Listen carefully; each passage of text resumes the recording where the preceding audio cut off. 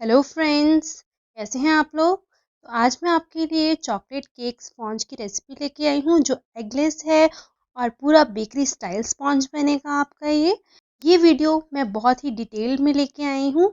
जो home bakers हैं या फिर होम बेकर्स बनना चाहते हैं उनके लिए ये वीडियो बहुत हेल्पफुल होने वाली है। अगर आप चाहते हैं आपका स्पॉन्ज भी इसी तरीके से फूला फूला बने तो वीडियो को एंड तक ज़रूर देखना। और अगर पसंद आए तो वीडियो को लाइक शेयर ज़रूर करना और चैनल को ज़रूर सब्सक्राइब करना। तो गाइज़, ये मेरी no fail tried and tested recipe है। आपको बिल्कुल भी परेशानी नहीं आएगी इसको बनाने में। तो सबसे पहले मैंने यहाँ पे टिन को रेडी कर लिया है। तो टिन को आप ऑयल से ब्रश कर लें। तो ये जो मेरा टिन है ये 5 इंच का टिन है। तो मैं ये केक स्पॉन्ज ना 700 ग्राम्स के करीब बनाने वाली हूँ। तो जो मेरी मेजरमेंट होगी ना वो उसके अकॉर्डिंग ही होगी। अगर आपको ये आधा किलो का केक बनाना है तो भी मैं आपको बताऊंगी कि आपने मेजरमेंट्स किस अकॉर्डिंग करनी है। तो इस तरीके से मैंने यहाँ पे बटर पेपर प्लेस कर दिया है ऑयल ग्रीस करके। तो बाउल में मैंने लिया है 1 कप दूध। तो ये 250 ml का कप है और ये मैंने गुनगुना दूध यहाँ पे लिया है। आपको दूध ठंडा नहीं लेना है, इस बात का ध्यान रखें। और इसमें हम डालेंगे 1/3 कप ऑयल। तो ये मैंने 250 ml वाला ही कप 1/3 ऑयल का डाला है इसमें। और फिर हम रख देंगे इसके ऊपर छन्नी और इसमें डालेंगे आइसिंग शुगर। तो मैंने यहाँ पे 1 कप आइसिंग शुगर डाली है।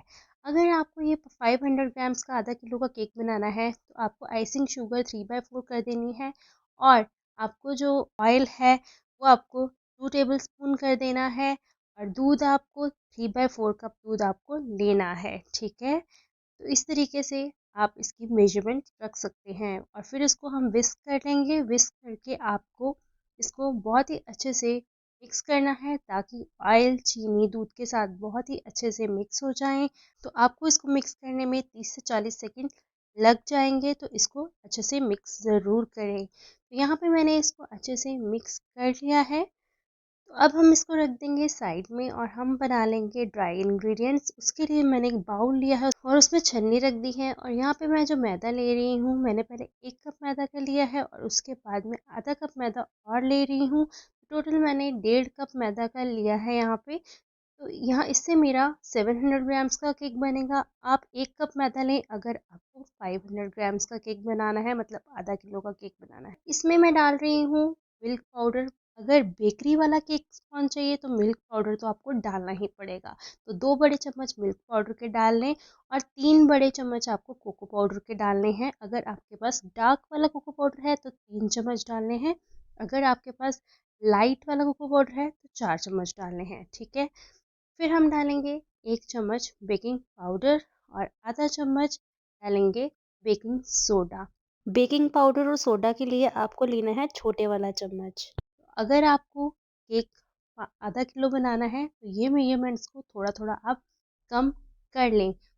कोको पाउडर को भी आप थोड़ा सा 1 चम्मच कम कर दें और बेकिंग पाउडर और बेकिंग सोडा को भी थोड़ा थोड़ा सा आप कम कर दें। तो इस अकॉर्डिंग आपका एक एक आधा किलो का बन जाएगा। और फिर इसको हम अच्छे से छान लेंगे। तो यहाँ पे मैंने ड्राई इंग्रेडिएंट्स को अच्छे से छान लिया है और फिर हम इसको कर देंगे अच्छे से मिक्स ताकि ये सारे इंग्रेडिएंट्स जो हैं अच्छे से मिक्स हो जाएं। तो यहाँ मैंने स्पैचुला से इसको मिक्स कर दिया है। अब जो हमने अपना वेट वाला मिक्सचर बना के रखा था वो हम इसमें डाल देंगे। तो थोड़ा थोड़ा करके ही हमने इसको डालना है, एक बार में ना डालें, पहले थोड़ा सा डालें फिर इसको विस्क करें।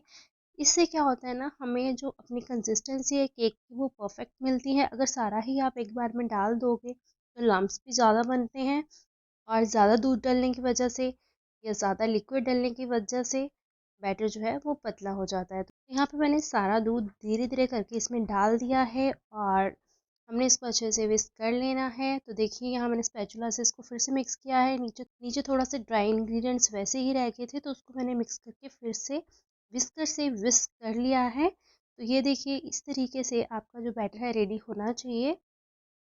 और यहाँ पे 2 चम्मच मैंने डाल दिए हैं विनेगर के। ये टीस्पून डाले हैं मैंने, जो छोटा वाला चम्मच होता है वो डाले हैं विनेगर के। तो आपको भी छोटा चम्मच विनेगर का डालना है। विनेगर से ना केक बहुत अच्छा फूलता है। ये एक सीक्रेट इंग्रेडिएंट है जो कि बेकरी वाले यूज़ करते हैं।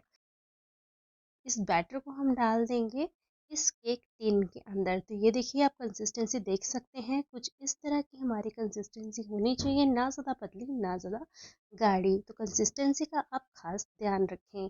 अब हमने इसको डाल दिया है केक टिन के अंदर। आप इसको अच्छे से टैप कर लें, क्योंकि जैसे ही आप विनेगर डालते हो ना, इसमें बबल्स आने स्टार्ट हो जाते हैं, क्योंकि ये बेकिंग सोडा के साथ रिएक्ट करता है। तो इसको अच्छे से आप टैप कर लें। और फिर मैंने यहाँ पे ना तवा पहले से ही गर्म करके रखा था। आप 10 मिनट पहले इसको बिल्कुल लो फ्लेम पे प्री हीट कर लें। जब ये प्री हीट हो जाए, इसमें हम रख देंगे केक टिन। आप ध्यान से करें, इसमें हाथ भी जल सकता है आपका। तो यहाँ पे मैंने केक टिन रख दिया है और इसको मैं फिर से ढक दूंगी। और लो फ्लेम पे ही हमें इसको कम से कम 40 से 50 मिनट के लिए पकाना है। इसको पकने में आप कम से कम 40 मिनट तो लग ही जाएंगे। तो देखिए, मैंने 45 मिनट्स के बाद चेक किया, तो ये देखिए टूथपिक एकदम क्लियर आई है। मतलब हमारा केक अच्छे से बन चुका है। तो देखिए, ये मैं डीमोल्ड कर रही हूँ। आपको जो केक डीमोल्ड करना है, कम से कम आधे घंटे के बाद करना है, ताकि केक अच्छे से ठंडा हो जाए और आप इसको इजीली डीमोल्ड कर सकें। इस बात का खास ध्यान रखें। तो ये देखिए कि हमारा स्पॉन्ज बन के रेडी हो चुका है। मैं आपको हाथ में लेके दिखाती हूँ ये कितना ज़्यादा फ्लफ़ी बना है। आप देख सकते हैं कितना सॉफ्ट बना है। तो अगर आप इस तरीके से स्पॉन्ज बनाएंगे, तो आपका स्पॉन्ज एकदम परफेक्ट बनने वाला है। बिल्कुल भी आप स्पॉन्ज बनाने में फेल नहीं होंगे। अब मैंने इस केक को सेकंड डे बनाना था, तो मैंने इसको फ्रिज में स्टोर करके रखना था। तो मैं आपको यहाँ पे बताती हूँ आपने फ्रिज में कैसे स्टोर करना है। इसको आपको क्लिंग रैप कर लेना है अच्छे से, साइड से, ऊपर से, नीचे से अच्छे से इसको कवर कर देना है, ताकि इसमें बिल्कुल भी हवा ना जाए और सेकंड डे भी आपका स्पॉन्ज एकदम सॉफ्ट रहे। तो इस तरीके से आपको कवर करके इसको फ्रिज में रख देना है। और जब आपको बनाना हो, फ्रिज में से निकालें, क्लिंग रैप उतारें और इसकी आइसिंग कर सकते हैं। तो आई होप आप सबको ये रेसिपी पसंद आई होगी। अगर पसंद आई हो तो प्लीज़ वीडियो को लाइक ज़रूर करें और चैनल को सब्सक्राइब करना बिल्कुल ना भूलें। तो चलिए, मिलते हैं नेक्स्ट वीडियो में नेक्स्ट रेसिपी के साथ। तब तक